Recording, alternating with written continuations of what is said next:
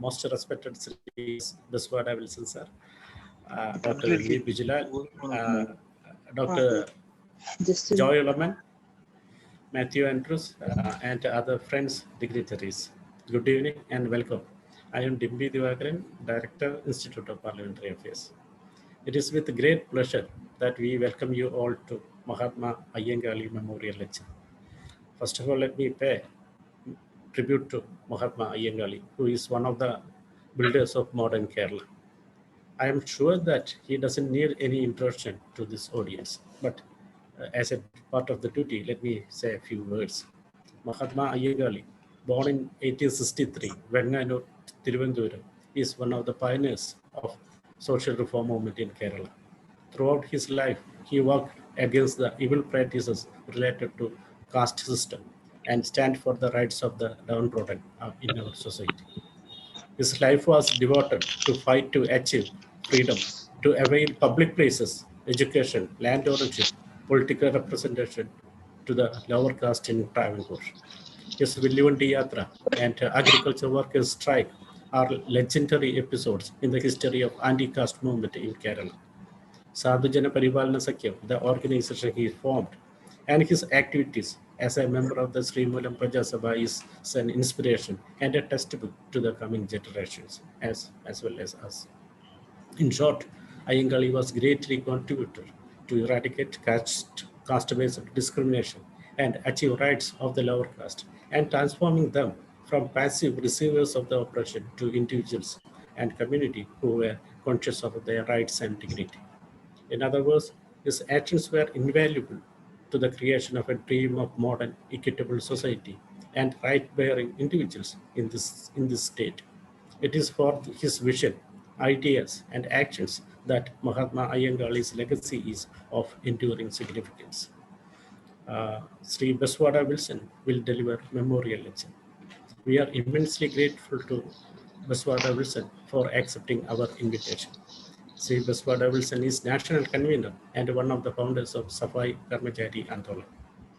Sri Wilson fight to end manual scavenging since mid-1980s.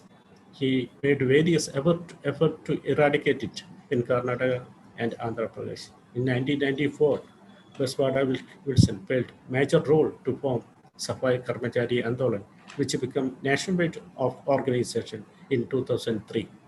The political and legal battles of the Andolan have resulted in the stricter implementation of prohibition of manual scavenging. Eventually, this movement has liberated thousands from manual scavenging and helped to find other jobs. Rarely we come across people who make changes in the life of others. Baswada Wilson's mission has helped thousands to lead a dignified life. 2016, Wilson was awarded Magsaysay Award in recognition of his effort to reclaim for the Dalits the human dignity that their natural right. He is a senior fellow at Ashoka Foundation too. It is a great honor to welcome Sri Baswada Wilson to this program. Welcome, sir. Dr. M.V. Bijilal is the chair of this section. Bijilal teaches in the School of International Relations and Politics, Mahatma Gandhi University, Kottayam. He specializes in West Asian studies, human rights, international labor migration, gender issues, as well as questions of development and displacement. He is actively associated with civil initiatives for constitutional rights of Dalits, indigenous people, and other marginalized groups in India and abroad. He has also done extensive research on National Rural Employment Guarantee Scheme and cultural politics of agrarian folk traditions. Apart from all this, Dr. Bijilal is an earnest friend of this institute. Welcome, Dr. Bijilal.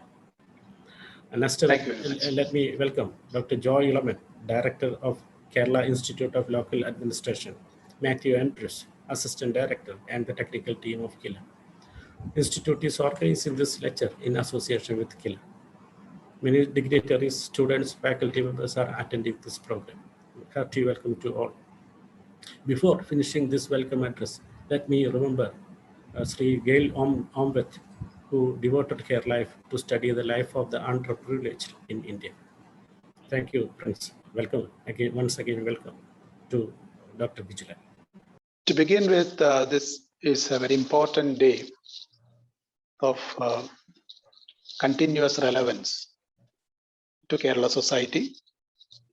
And we have seen Mahatma Ayyankali through various writings and various representations.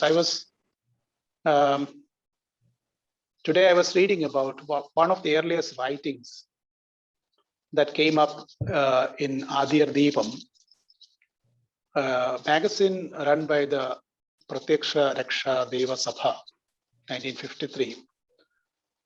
And while commemorating that article, my friend E.V. Anil emphasizes on this point that Mahatma Ayyankali was marked as being placed as the most important leader who was active behind instilling the revolutionary consciousness among the oppressed people in Kerala.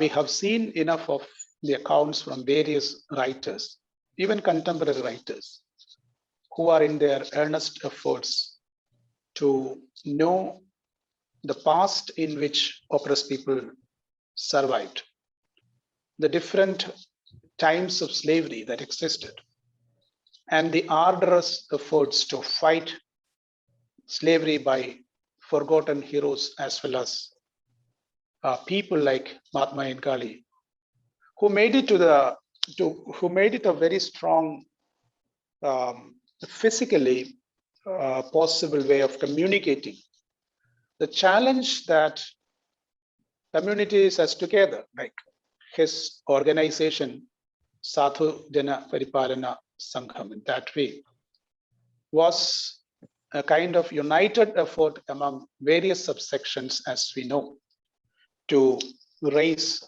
a struggle against slavery and its then contemporary forms. We see that such shades of existences are still very much available, hidden and evident in Kerala society, unfortunately.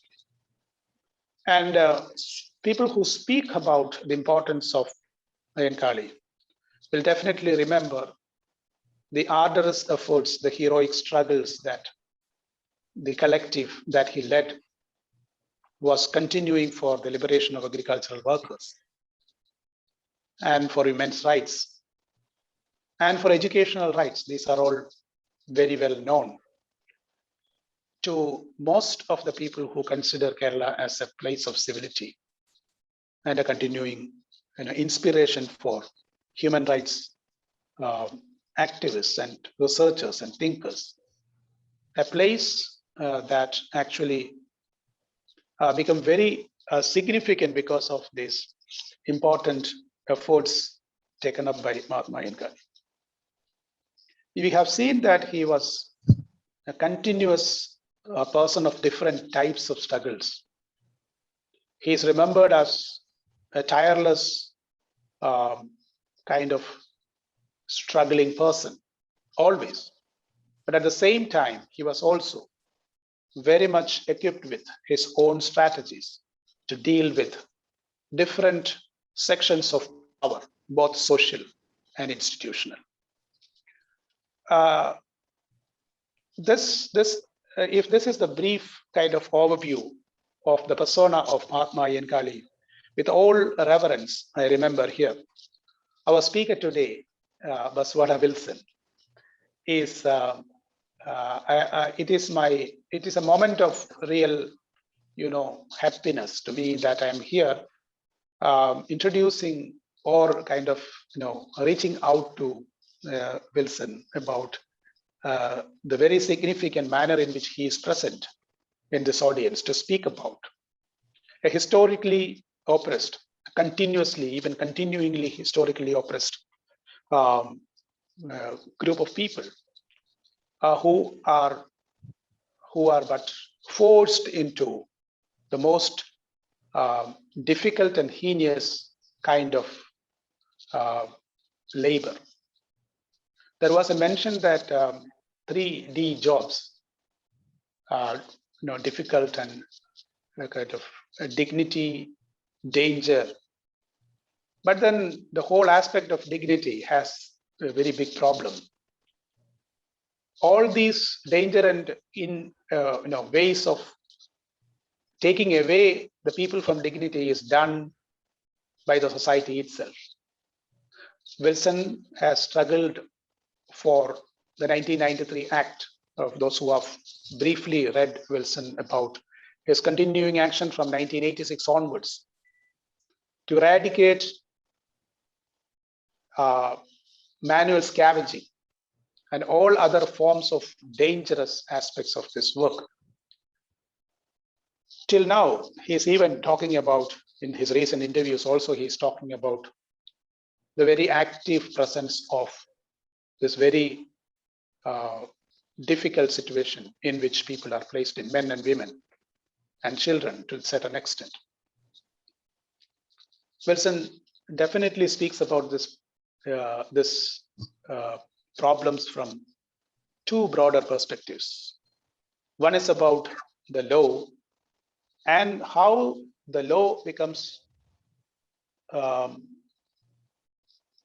something like it's not practiced, even though the system or policy is in place. Wilson is remembering the way in which the power of punishing people who are employing others to clean dry latrines. The power to punish is vested with authority like the district collector, etc. But one can see that there is no mention of any legal action being taken on this regard for a very long time. If I am maybe a practice which might have come later. This is the same thing with the larger aspects of the Atrocities, Prevention of Atrocities Act in India. One can see that violence and atrocities happening on especially Dalit and Adivasi communities is continuing without any kind of respite. And at the same time, we are talking about the legal instruments in place. So this is a question of constitutional morality versus a very difficult, uncivil, antisocial society. And Wilson has been continuing this struggle since 1986. And he's very clear about certain things. He says about developmentalism, like having tools doesn't mean that change will come. Modern equipments will not actually take away this practice. He's saying that caste is at the bottom of everything. Technology cannot actually kind of eradicate that particular social reality. This is very evident. One has to see that the caste system may be, not very evident or getting reduced in its strength for various reasons. But the casteist practices itself is getting updated through its own technologies. This is the kind of situation. And one of those technologies is to stop legal and constitutional instruments work for the human rights of the most oppressed people. And therefore, against this, I think, for the last so many years, he was continuously in struggle. And many recognitions have come to him, including the Magsaysay Award. But I think that the award actually lies in the mind of people with whom he has worked. Millions of people remember him for various kind of efforts that he has taken. He's a person who has struggled not to become a person of manual scavenging profession. He has to struggle probably within his family, to his society, immediate neighborhood. Then he has to repeatedly, tirelessly make efforts to see that the law is in place. And after that, to to kind of pressurize various institutions. And later you can see that the larger network of activism that he was in, both in India and abroad, has made him an ambassador of human rights of the oppressed in various ways. I briefly remember my own kind of working together with him on some of the issues related to the issues of manhole workers and the legal processes that were gathering up in space in 2000, middle of 2000, and with a lot of kind of happiness and pride, I would say, that I introduce Wilson to all of you sitting here. The talk will be for around 40 minutes or something. That's what Dimpy has told me. So I will wind up my inaugural kind of address of the chair. Now, after that, after the talk, I might come in and try to put together certain things for a brief discussion. And as Dimpy has rightly pointed out today, we all have to give a very important mention to Professor Gail Ahmed. She was a continuing presence of inspiration for all the people who are working towards a human status of Dalit communities in India. That's very significant. And let me also mention, I am thankful to Dimpy for calling me to this session as a chair. Also, Dr. Joy and my friend Matthew Andrews is also here. And so over to Wilson. Thank you so much for this great opportunity, because talking about Mahatma Ayangali is not a small thing. And I must thank Institute of Parliamentary Affairs, Government of Kerala, and Mr. Biju, very close known friend, and Mr. Matthew and Mr. Jai and whoever made this event as one event where we must remember at least a great best personality whom we very recently only we are talking about. Many more years we have just forgotten. That is actually we have made a mistake. So in the process of civilization and evolution, there will be many attempts definitely happening. And every attempt will make some kind of a change. But changes are inevitable, that will happen. But social changes are not automatically happen. There must be some struggle, otherwise the social structure will not allow at all. There only actually the presence and a kind of a intervention of Mahatma Ayangali we must remember. I must feel that we also must recognize Mahatma Ayangali is not a person who has said or did something in Travancore or Princely State or Kerala. His teachings and his thoughts makes all of us even to get inspired. When you want to know something about him, it is not just knowing, it will make you change yourself, your outlook, your thinking about the marginalized, discrimination. These are the major patterns. What? It is not a, if you want to define Mahatma Ayangali, how do we define? People say that he's a social reformer. No, absolutely, I don't want to agree for that. He's not a social. He's a very clear anti-caste movement. He's the founder, we can say. Much more people must be there. But his relevance and his presence during that particular time is everybody we must appreciate and we must recognize and we must take his inspiration from that. is not just saying that just make one small change. He wanted total change. Is a social change if you are thinking about Indian Constitution. So there he was in one of the, we can say that his thoughts are there as a foundation in the Indian Constitution. And dialogue of something. So what is the dialogue? Dialogues happen when the equals are sitting. When inequality is so transparent and it is everywhere, and people accept the inequality and they celebrate the inequality. In such times, Mahatma Ayenkali like people, they will challenge that. That is actually, it is not considered as a challenge.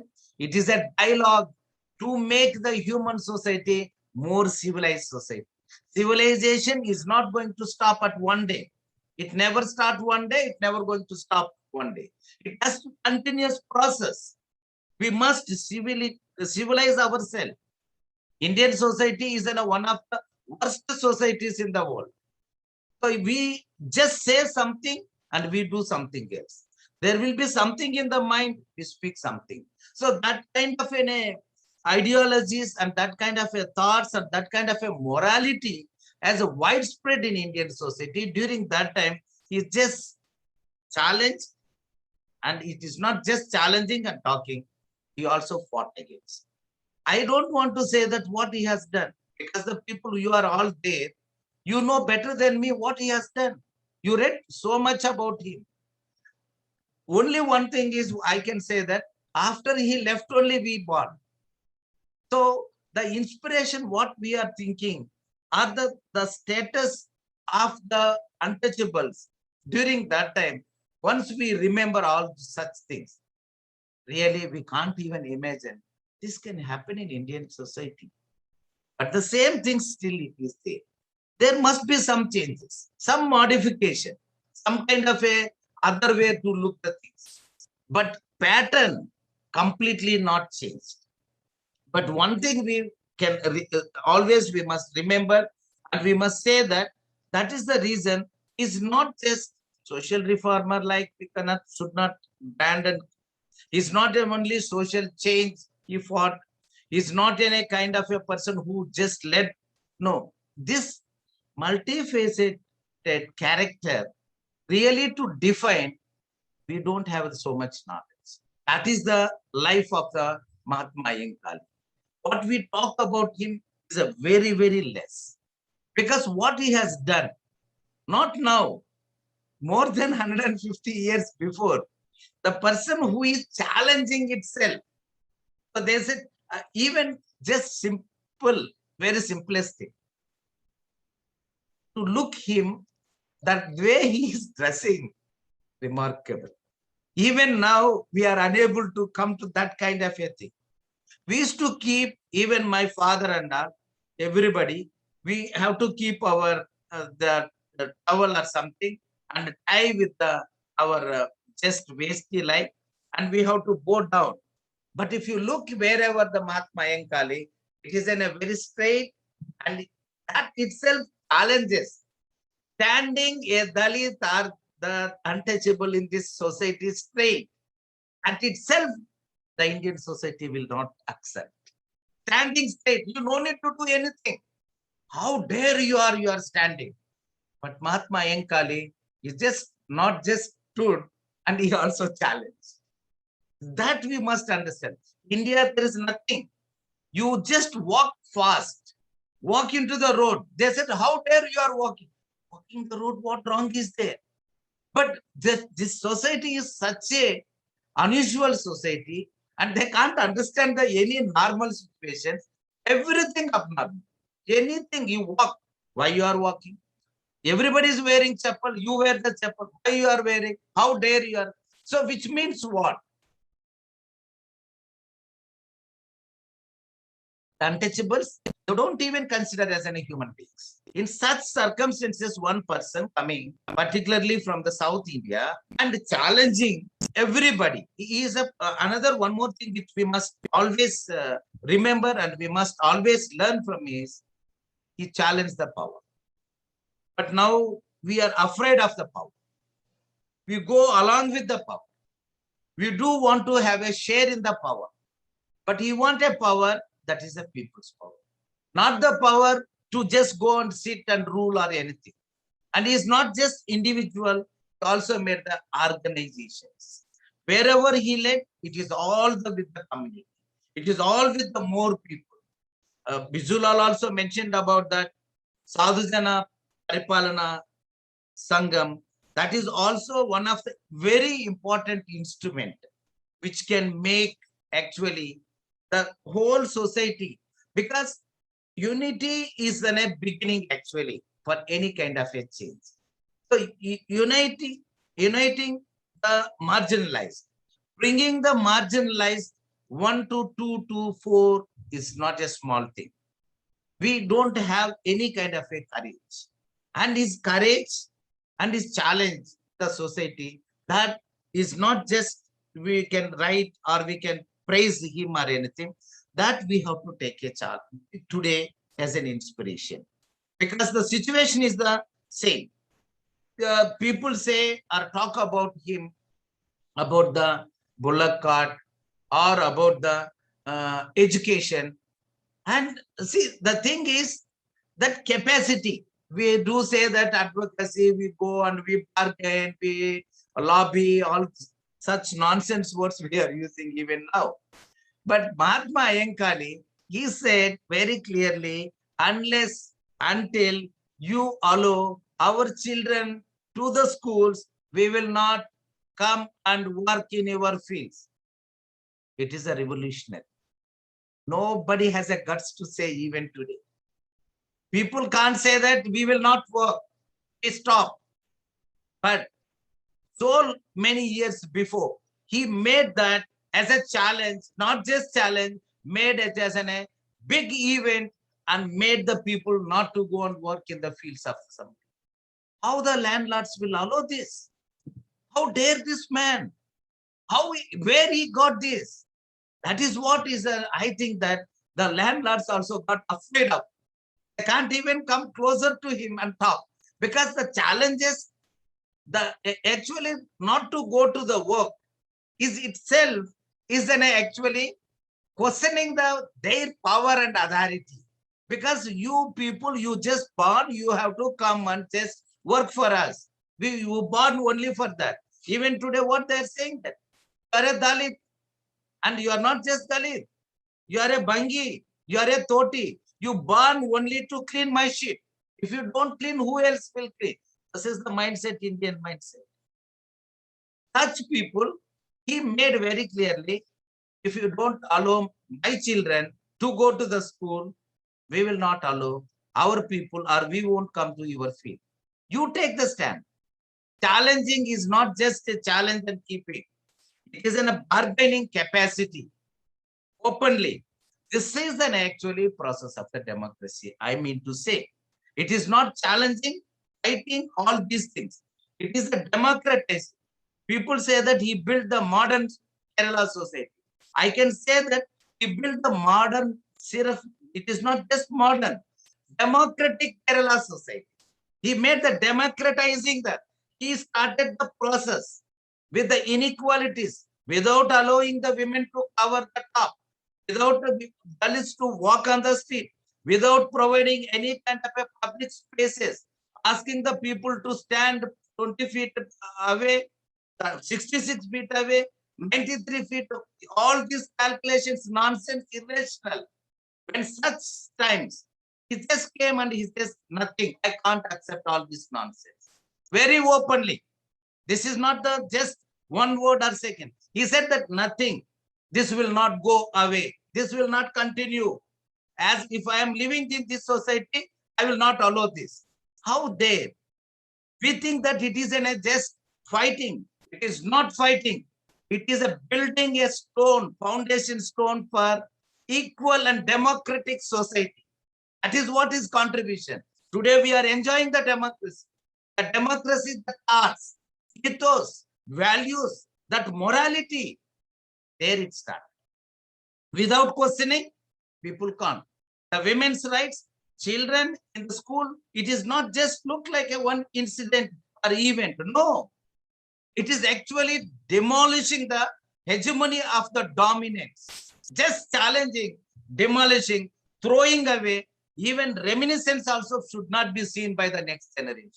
That is the reason today, we can say that the community from the Ayenkali, Mahatma Ayenkali and others also, they will not bear any kind of oppression by anyone. If somebody looking straight or standing straight and questioning and challenging and not allowing anybody to oppress, the contribution of the Mahatma Ayenkalism, we must remember. This is not just making a one place. It is a giving in a kind of a software to the whole world and the whole human society. Because we don't know, we know only one thing. You go and ask my people, even today in many places, why you are doing what we can also find out something else. No, what else I can do? I just born like this, and I can do like this, I will think like this, and I will die. What else I can do? This much only I can do. I went to the Ennarpura in Karnataka, Chikmagalur, somewhere. So there one woman, she told me like this, Tarikere or some place, in the very rainy day, 25, 30 years before. She was saying, what else I can do? I'm just drinking, and I will just go and clean, come back, drink, and I will die like this. What else I can do? So that is actually a common understanding life. And the dominance has tuned our people like this. This is we can say that a kind of they put their actually software into us and made all of us as a slaves, and feel that I am a slave, I have to do like this. What else I can do? This is what is the software they have given. This is what the language they have given. I go to my people, I ask, what are you doing? They will say that my work, our work. எங்க நம்ம வேலை செய்யற மனப்பணி எங்களுடைய வேலை this is हमारा काम हम कर रहे हैं. What is this? The community itself has gone to the internalize the slavery to that level where they started owning the slavery. We have no property rights. We have the rights of the slavery. That is the thrown by the dominance that we accepted. If not the Mahatma Ayenkali, we could have not spoke openly about this today in this kind of a spirit. That is his contribution.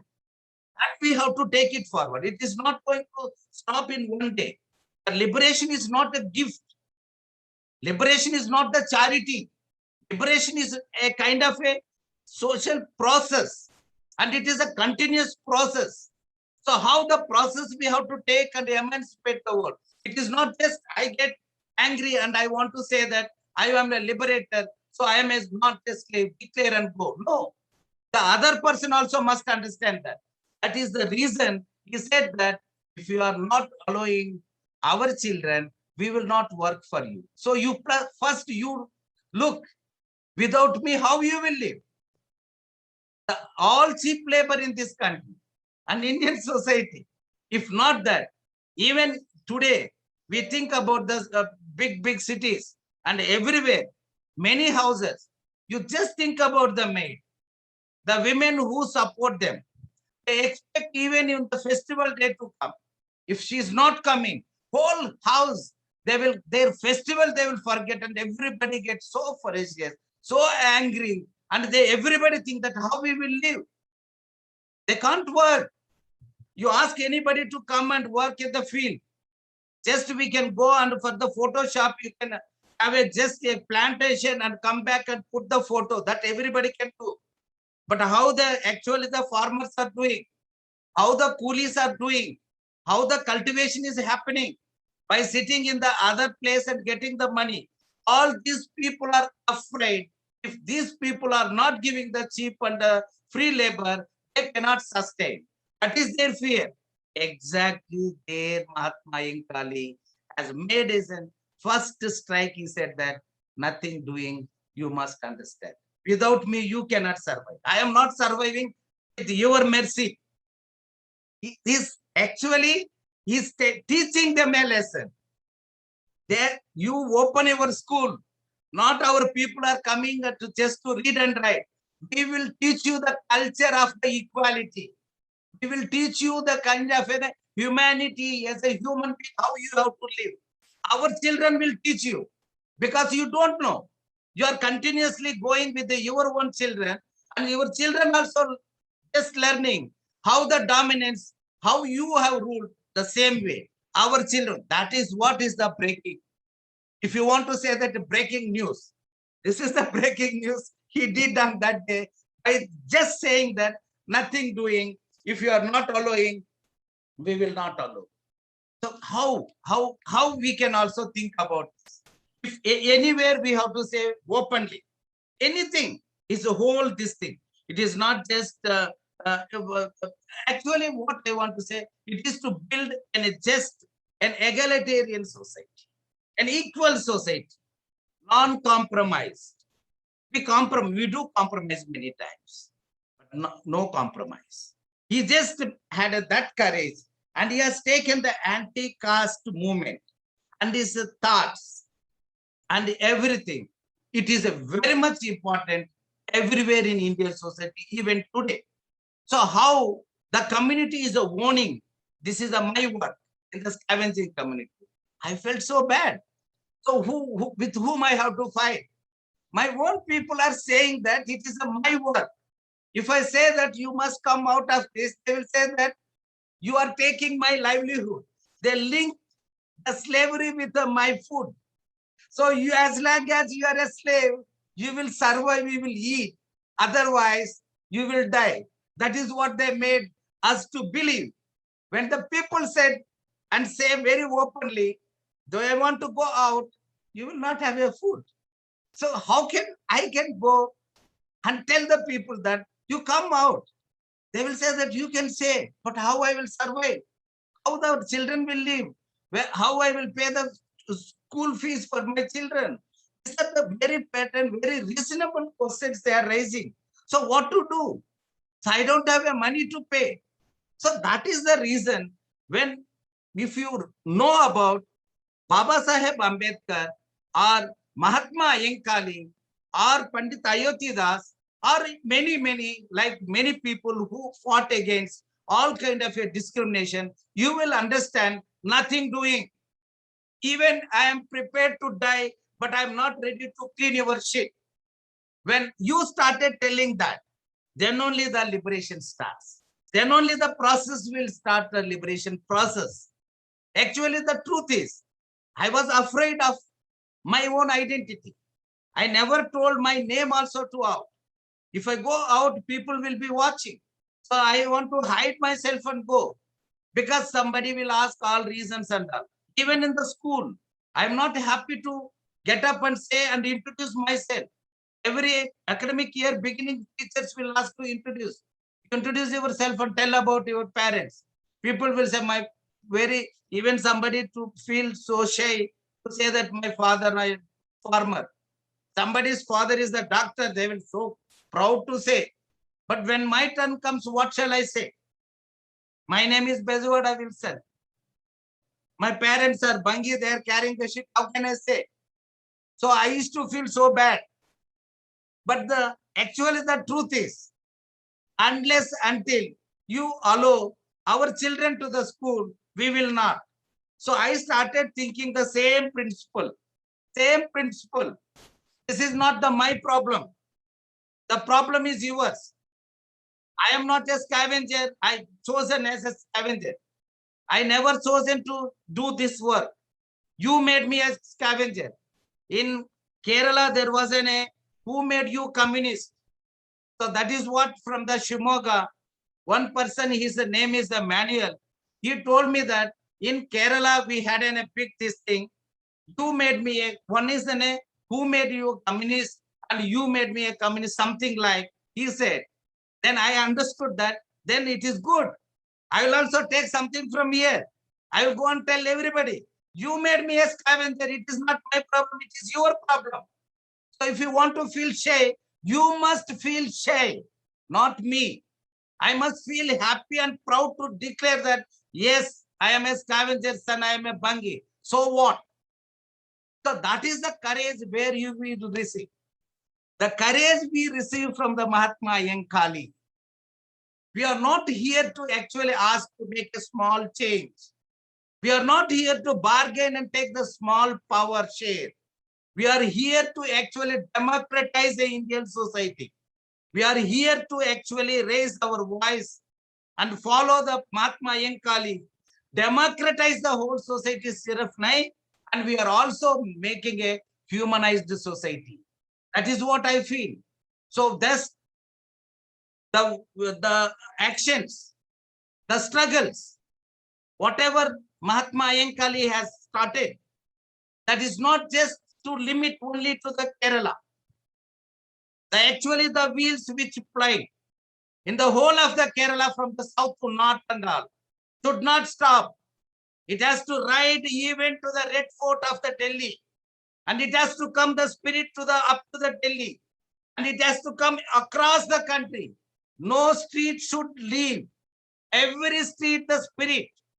What the Mahatma Yankali has the thoughts. It has to flow like a river, and it has to go everywhere. It has to go to the minds of every Indian citizen. Then only we can build at least an equal society. We can think about the democracy. We can think about the human society. I salute Mahatma Yankali. And I feel that we must take his spirit and we have to give this as a gift for our next generation and for every children, not just for the Dalits. All the Indians are required the spirit, the courage, the challenging, the any kind of inequalities, that kind of that firmness of the Mahatma Yankali to everybody. Thank you. Thank you so much. Thank you, Wilson. And I think I will take a very few things that you said as a beginning point for a discussion.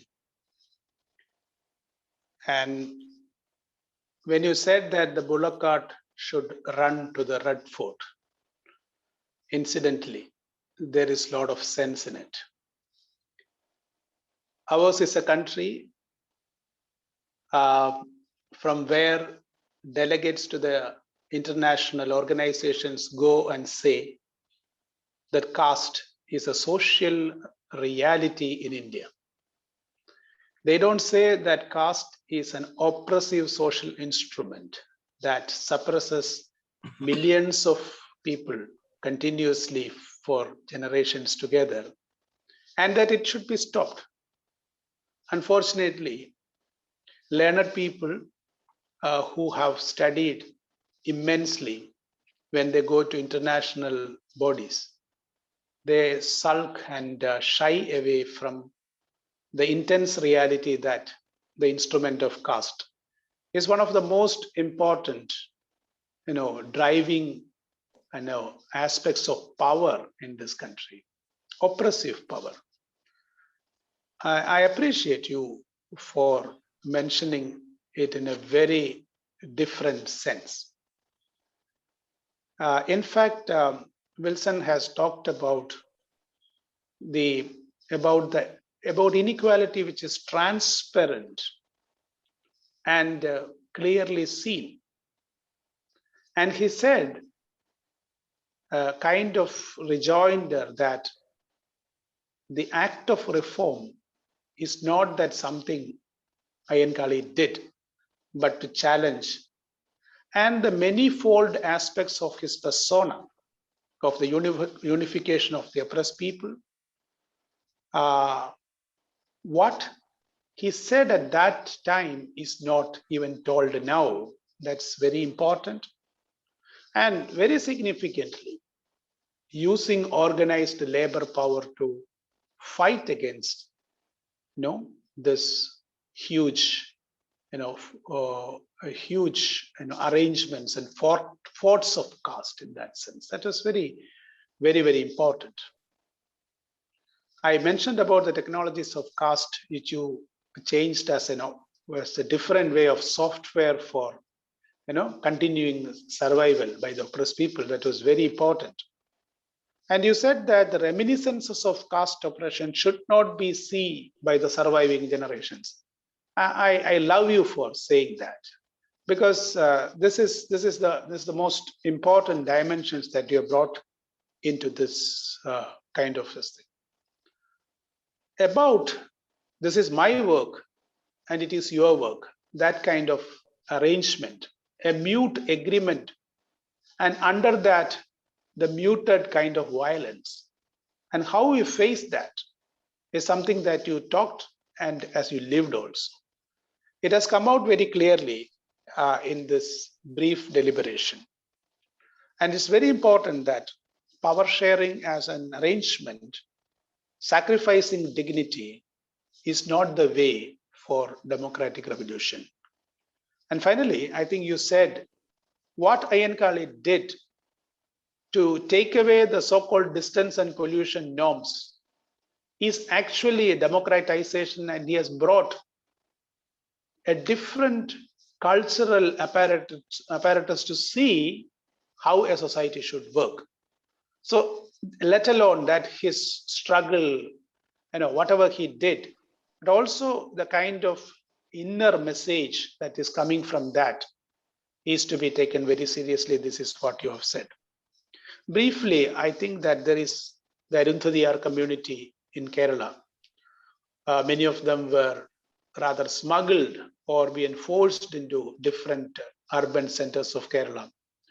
And their generations are struggling even to get a caste certificate in some parts of Kerala. So the same situation, pertaining to this, whatever the difficulties, not just the difficulties, the violent atrocities that is taking place is before us.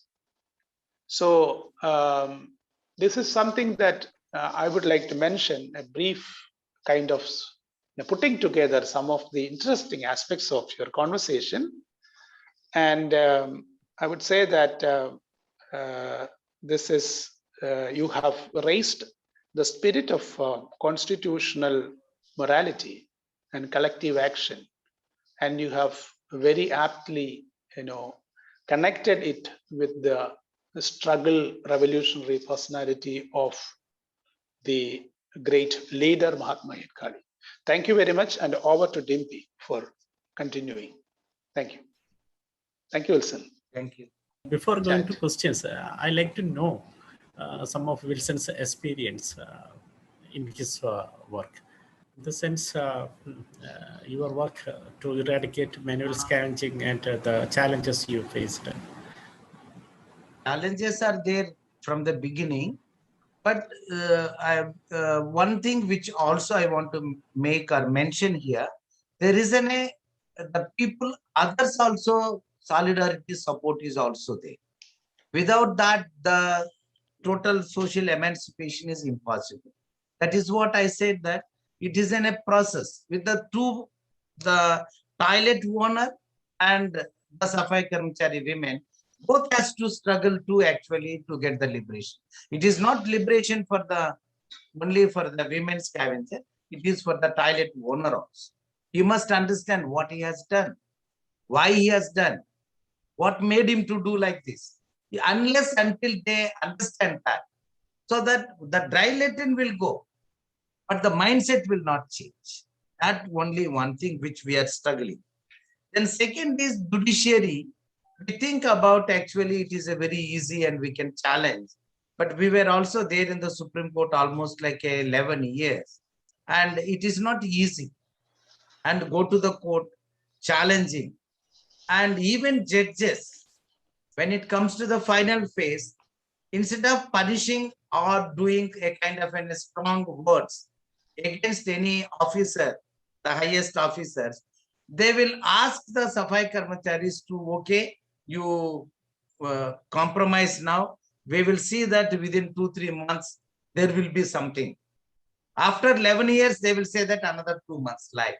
So the judgment or the justice also is in a kind of in a dominance, kind of a mindset, will think that judgment also very injustice. It is not a judgment. It is injustice to the marginalized actually. They think that we did the good job. We did something great. Because the mindset says very clearly, this much is enough for them. So that is what I say, that justice, there is no limitation. Justice also it must flow like a flood and the water. It has to go everywhere. But the justice, they are thinking that this much is enough. They put the boundaries for the justice also.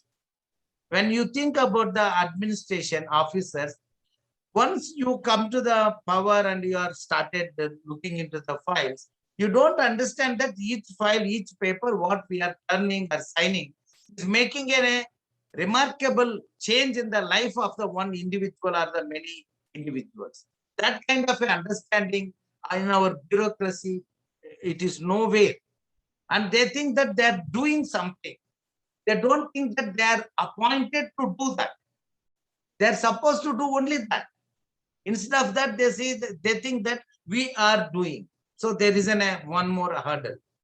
The media also so progressive, and they want to write more about the scavenging. But when it comes to that, they want to have pathetic stories.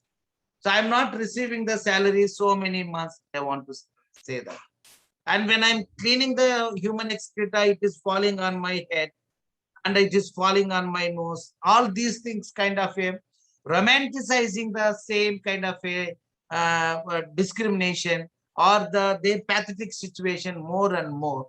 They're the more interest. But the struggle, the challenge, that they don't want to make as a highlight, as a box item. So in every way, there is actually what I feel that we are running, but not on the track. We are already derailed. So we are running. So we are unable to run. It is as much as speed we can go and make a change. So everywhere there is a struggle. And we also personally, we don't feel this is the hurdle life, because the whole life is the hurdle. So every moment we struggle and we'll come out, we feel happy. Then again we go next door, again there is a hurdle. It is like what is it, that snake and ladder game. So here there is a smallest 1 or 2 ladder, but everywhere there is a snakes. So every step you go up, again the system will make you to come down, and rehabilitation and everything. So there are the many challenges, but there is a support and solidarity of the people also is by the side of with us. Like our the earlier the first the chairperson of Safai Karmachari Andolan, S.R. Shankaran sir. So he was there with us till he died in 2010. So we can't look this as one kind of Jatiwad or something like, but it is a problem is very clear. It is linked with the caste. It is linked with the patriarchy. But when we demolish that, we need everybody's support. That is what I love. Few questions are there. Can I? Yes, Biju. Yes. Do you want me to read out the questions? Oh, it will be good, Biju. Okay. This is question from Mr. Sri Kumar. What is the relevance of Ayankali's thought today when political parties are seeing Dalits and Adivasi communities to acquire political benefits? Usually political parties, they will always do anything for their benefit at the next election only. But Mahatma Ayankali and all, it is not for the election or anything. It is for the whole society. And when the political parties are making their demands, then he also made his demand. His demand is, you allow my people. He has not said that you make me a MP, MLA or Maharaja's Diwan. I will do, okay, I will make. No, he said that it's the community's demand and aspirations of the people, demands of the people. So there is a community approach and there is an individual approach. So community's demands, individual aspirations and the demands. So most of the Dalit and Adivasi, individual demands are actually overtaking the community's actually aspirations and demands. So in this aspects, we must take very clearly, you allow my children to the school, then only we will come. It is not you take my boy and send my son to the America, then I will compromise. So it is a very clear. So there is no need to be, it is not like a science or anything. It is a very open statement by Mahatma Ayankali. It is in a community aspirations we have to represent. One question is from Pramod Raman. Question is, how the government program like Swachh Bharat affect marginalized communities? See, Swachh Bharat is a program of the construction of the toilets for the people who are not having the toilet. There is no connection with the actually either the marginalized or whatever. Marginalized particularly is for Safai Karmacharis. It is an extra burden. You constructed the more toilets and which are may not connected in many majority places with the sewage system, and it become like a septic tank 1 feet. They say that it is a twin pit, but 80 to 90% it is a single pit. So after, instead of you are taking the everyday shit every day and you are making it as in a stock, asking us to come and clear after 3 months or the 1 year or something. So there is no link between the Swachh Bharat and here. And Swachh Bharat also taken an attention of the actually the progressive movements, many people who led eradication of the manual scavenging life. This attention and put the just Mahatma Gandhi's just classes, Swachh Bharat, and they felt that whole India has already become a Swachh. So actually the Swachh also comes from the purity. Swachh is a purity. It is not the clean. Clean is something different. Swachh is something different. Swachh is a purity and pollution. So that name itself very problematic. But government has constructed toilets. Many people are opted and they are doing, but they have not made any mechanization. So it become like an extra burden for the Safai Karmacharis. And in many places, you might have noticed the sewage and septic tank deaths, which are increasing. So we have to also think about that, how we are going to actually prevent the deaths. Sir, one question from Taju. Dear sir, are you believing that caste system will get eradicated from Indian society in future? Dear sir, yes. I strongly believe that definitely it will, because in many societies like Mahatma Ayankali is also one example. He said that the system, everything is, but he has not allowed the discrimination to happen. When discrimination is not happening, when you call by my caste name, I don't feel that I am a low or anything, then it is already gone. So we have to work out like that. And of course, the dominant society, their mindset changing is a difficult task. But we have to work out. And we have to say very openly, if you think that you are some superior or something, that is not my problem. You have to go to some hospital and immediately get admitted. That we have to say very openly, then it will go. One question from Ranjit Kumar. Sir, today we are witnessing human rights activists advocating Dalits and Adivasi causes being put behind bars on false charges. Don't you think that this environment of fear that is created by the government, Dalits will receive less and less support from the civil society in coming days? Yes, of course, there is no doubt. The government is always, and particularly the present scenario is a very dangerous and it is in a very scary situation. There is no doubt. And phones got tapped and this and all, surveillance and everywhere, and can't go and make anything. And in the parliament, they announced that there is no manual scavenging. And in the parliament recently, last parliament session, they said that only there are the 430 deaths only in the past 5 years. Nothing happened. You might have noticed that yesterday also in Bhopal, 3 people died in the sewer line. In Ahmedabad, 3 days before, 2 people died. And it is it is happening everywhere. But when they come and say that, when we want to go and say that what you are saying is not correct, to say that they are not allowing in the Jantar Mantar, there is a place where we can go and do the demonstrations. It is in a very repressive, and it is a very kind of in a danger base we are moving. But this is the time actually we must take the spirit of the days is not so worse than what Mahatma Ayengali has lived. So that we have to compare there.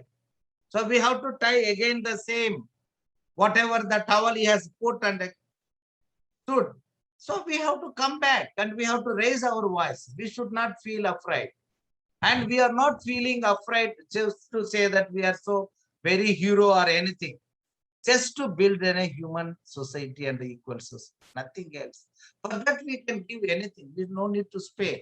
And Delhi, in the borders, the farmers are sitting 8 months, 9 months. Nothing is happening. So this is in a very scary situation. You talk anything, but we will be like this. That is not good for the democracy. But of course, in that circumstance only, we must take the support of everybody. People will be, there are some scary situation. People may not be supporting much, but it doesn't matter. We must speak and we must achieve our. One question from Navya. Ayengali and Srinarayana Guru are great social reformers, but some people, for their political gains, uses their name and lead a particular caste community and portrays them as the leaders of some caste. What is your opinion about this? This is in every society, every caste, there is a selfish people definitely will be there. But we must see always that somebody coming and warning. Our own leaders also is a universal. Just this happens always. They will say, see, we are the communities who cannot own anything. So in such circumstances, we say that he is our leader. And others will also come and say he is now leader of everybody. So you also feel that our leader also we are losing life. But it is a true that their thoughts and their whatever they propagated, it is for everybody. And definitely there are the selfish people that will be everywhere. Even in the history, there were many. Even now there are many to get to just for the power to sell anything, and in future also. But that is we no need to take as a big mistake.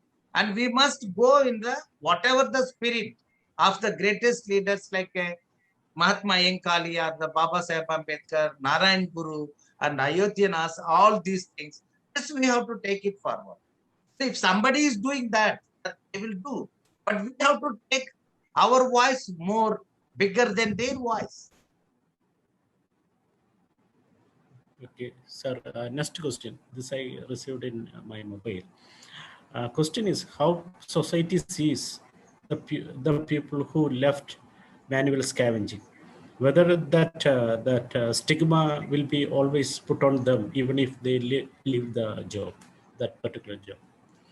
Yes, of course. Just soon after they leave, immediately people will not forget and go. But the next generation and this generation also, their children, when they go to the school, they feel at least happy that my mother is not working today live. So that gives a kind of a tremendous energy for the child to grow. And the same time, this generation, people after some time, slowly they will forget. But the stigma and the discrimination when they are coming out immediately will not go. Because the stigma, discrimination is the problem of the dominant caste mind. It is not in our problem. So what we are doing is by coming out, we are settling our problem. But they have to set their problem also. That is still remaining. So we are now fighting for working along with the civil society. That is the struggle. So that's what in the beginning I said very clearly. Liberation is not a charity or a gift given by somebody. It is in a process. It is a process with the both. Interesting question. Sir, do you think to be a bourgeoisie Dalit is the only way of hope for the survival for the Dalit? I don't think. So there is a different things. People will say that you have everything and all, but caste still continues. Even IAS officer, Dalit judge, we call Dalit judge, we call Dalit, all these things, it continues. So this is not just one, we make all of us to survive. Not, I don't think this is. One question from Raji Kumar. Iyengali believed that education will emancipate the slave community. He dreamed that people belongs to this community. If become educated, then equality will maintain. In the post-Iyengali period, their status has not fruitful. Of course, there is no doubt education gives a kind of a status of the equality. There is no doubt. And it is also a kind of a way to go to the emancipation. Through education, it is an easier process. And without education, you won't get emancipation. No, I don't say that. Even without education also, definitely. But it makes you to just go and sit and share the common places. The untouchability comes at segregation. But the schools makes the people to come together and sit together. Now online has come and it has destroyed the whole, that equality and everything. But actually the school sitting everywhere. So there, when I studied, I am a 30 whatever, Scavenger son. But I studied with many children. They were from the different backgrounds, different caste groups, different class groups. So that makes a kind of an exposure for them and for me also. So that education always, there is no doubt. One question from Abraham Casey. Do you think that entry of Dalits to temples, making Dalits pujari, that is priest, and reservation can eradicate caste system and practice in the country? These are all the steps for the emancipation. And we can't say that by doing this alone, otherwise by reservations we could have. But through reservations, the many people got an opportunity to reach to the educational institutions. So to introduce the new Pujari system or whatever, like a Tamil Nadu and all, people started coming to the temples, the people who never come. So if you come to the temple, what will going to happen? That is another big question. So that they have to ask only to the God. So because they go to the temple to praise or the pray God. So that is all the some steps to make the society that very hierarchical life. So there is a kind of smallest changes. So these are the reforms. This is not the complete social order change. And some instead of the untouchable coming and doing the pujari in some other important temples, like in a very big temples, like a Kashi Vishwanath, or the Odisha Puri Jagannath, or the Char Dham in somewhere, definitely makes the sense. If you make in a small place, so that is but we must welcome certain steps. We can't say that this is wrong, everything. We can welcome certain steps to happen. Thereby, we can see some other step in the future. I think we can take one more question. This Okay. What are the this is the question from Cheda Mary. What are the actions should take by our government to raise the marginalized people through the ideas of Iyengali and other great practitioners, personalities? So it is a very clear that his major demands are actually unionization of the marginalized that the government has recognized, and all the minimum wages, no, it is a reasonable wages, and educational institutions must open for everybody equally, and there is an untouchability prohibition law or Article 17 says, but it is everywhere, and our villages are all divided, and no village in the country is constructed within a democratized manner. The Dalits live in one place, the backward community live one place, Agrahara somebody lives. It is a very well designed as a caste wise. So we have to see and make a government as a law to actually to make a social change. That is what is the constitution says. Constitution is a document which makes the social change. So now once we start going against the constitution and not listening to anyone, so that is a very dangerous. If really government want to do something, that will happen. If government says that everybody must wear mask, so in the family members, same family members sitting in the car going also, everybody is wearing the mask, even is self-drive. So everybody, because government said there is no logic. After you come back to go to the home, you everybody remove on the same house you live. The same people sitting in the car also they ask. So what I want to say is the political changes, the political actions always has a much more power than any kind of a social reforms. They want to do anything they can do. They said that if you can't have the 500 or 1000 rupees note. The very next minute, everything has become no value for the 1000 rupees note. So which means what? They can do anything with the political. Really, we must say that if there is a political will, the things which we are discussing past 1 hour, 1.5 hours, everything will happen, not overnight, very soon as possible. Dr. Bijilal, if you like to have concluding words. Yeah, I will take 1 minute. I think what has been mentioned here now about this continuing course for democratic struggles to continue in making India a democratic space.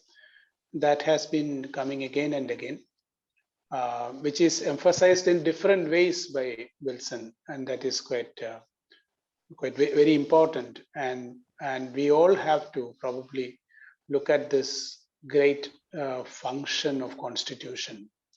And as as an Institute of Parliamentary Affairs, it is quite relevant also. I have noticed from my dear friend Lakshmanan was also talking about this, what is happening inside the Parliament when important bills, acts, legislations were in discussion. What kind of participation is being offered, and how much time is being given for that? And this procedural problems as well as participation issues inside the Parliament is very relevant. I just briefly indicate to this point because this is a larger point for discussion. And to be very, very precise, that recently the Supreme Court Chief Justice has said that the way in which laws are made inside the Parliament is the reason for them to be implemented, to be implemented in an effective manner, not to be implemented in an effective manner.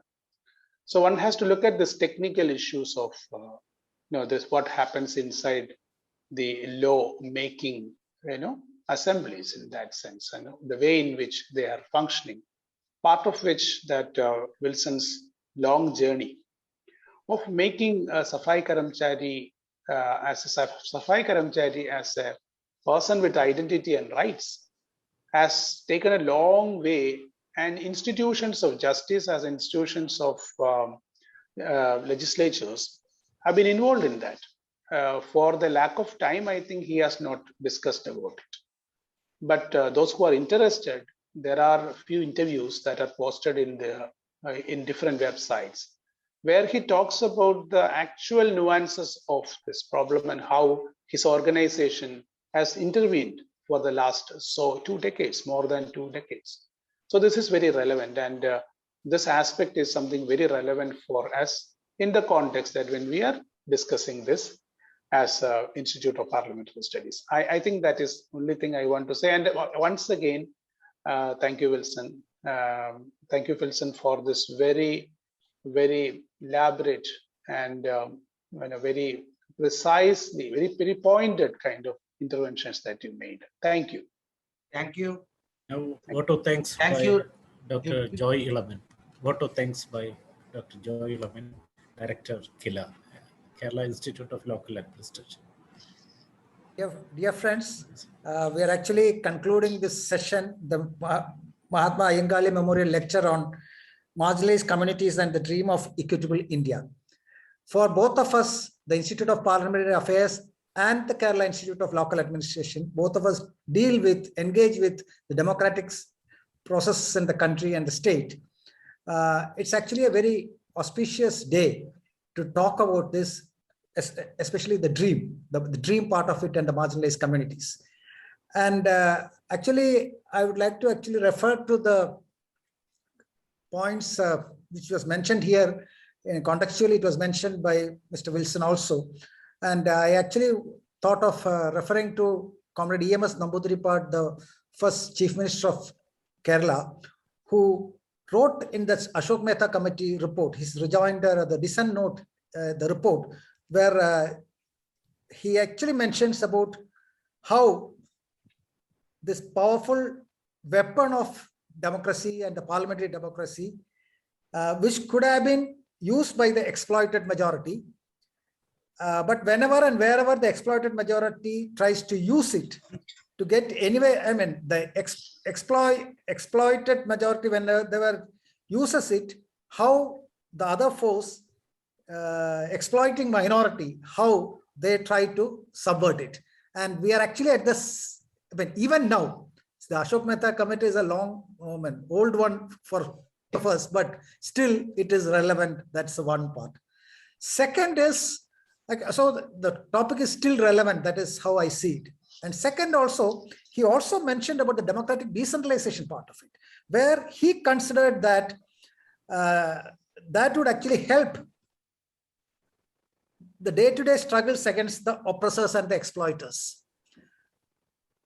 However, what I would say is that even in Kerala, for example, I mean, we have not reached up to that level of using the democratic decentralization platforms of the local governments to that level, though in many cases the practical issues and needs are addressed, whereas the real strategic change, but the strategic needs are never addressed, or long way to go. I would say, I mean, as Mr. Wilson also mentioned, we actually think forward and we say, I mean, we need to move. I mean, there's a long way to go to reach that, but we can. So that is how we see democratic decentralization and the local government system in India in this context. Anyway, let me conclude by, I mean, my role is actually for the delivery of vote of thanks. And I mean, actually, both of us are privileged to have you, Mr. Viswada Wilson, with us. I know you from a distance through your friend and my close friend, Paul, a long time back. And then the three of you, Shankaran sir and you and Paul, really actually have made a lot of change in India, which people are yet to understand. So actually you are part of history for us. All the three of you are part of history and a great leaf out of the history that we are taking out. So we are really privileged to have you with us. And thank you, dear Wilson. Thank you. Thank you, sir. And Dr. Bijilal is a close friend of KILA and close friend of Parliamentary Affairs, Institute of Parliamentary Affairs, DIMBY and all. So Bijilal has been working in this sector for long. So thank you, Dr. Bijilal, for taking us through this entire session, Dr. Bijilal. Thank you. And then DIMBY, dear DIMBY, you have been our motivating person. You have been carrying out these kinds of lectures with KILA. So we are really thankful to the Institute of Parliamentary Affairs, especially Dr. DIMBY, for giving us this opportunity to be part of this. So thank you very much for this. And then the participants here. I mean, I'm actually, every time I say this, because we are actually having a great number of people, youngsters especially, that's what I noticed, the youngsters especially, who are still interested in it, asking questions, but which means there is a future. The dream can still be realized because people are still there despite all the negative things happening in the country. So that is the most important thing, because there was a question on that also. So thank you, dear participants, for being with us in this today, this evening. And finally, my colleagues in Kila, Mr. Matthew Andrews and Mirash and all the IT team and all others who have been with us throughout. Thank you all. Thank you all.